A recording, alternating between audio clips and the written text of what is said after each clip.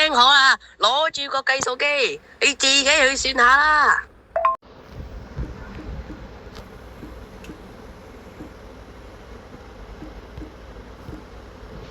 你點計啊？合身計算唔知乜柒，你咁樣講唔得噶喎，大佬。你個腦冇嘢啊嘛？墮入數據計算，1.63米，大佬我1.62米啊！你冇搞錯啊嘛？咩啊？女班長2.44米？哎呀，你究竟聽唔聽得明人話嘅？大佬你咁樣計唔啱路噶，你越計越多嘅阿生。咁你講點計啊？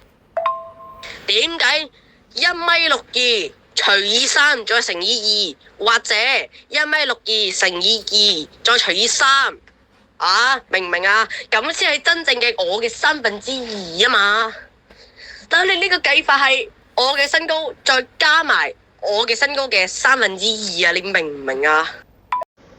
大佬，你呢啲計法我同你講啊，你呢啲計法廢嘅。喂，大佬，咁係啊嘛，咁佢嘅計法係咪先？係咪我嘅身高再加翻我嘅2/3啊？你話我聽。嗱，睇住佢嘅計法係咁嘅，呢個啊嘛，佢咧係點樣嘅？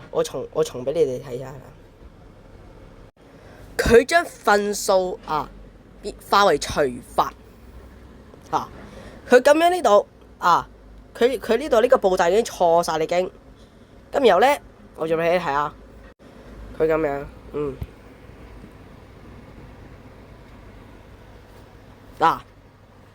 呢個計法佢輸硬噶啦，聽。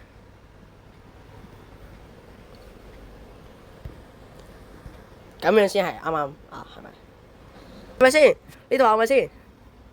然後佢做呢度仲係2.幾米喎，然後咧仲要計得佢有2.7米喎，即係我到呢度成日想話俾你一樣嘢，即係佢即係佢咁樣計法咧，佢係完全錯晒嘅。喂，大佬，佢咁樣嘅計法，我再同你計一次啦。我嘅身高加埋我嘅身高嘅2/3。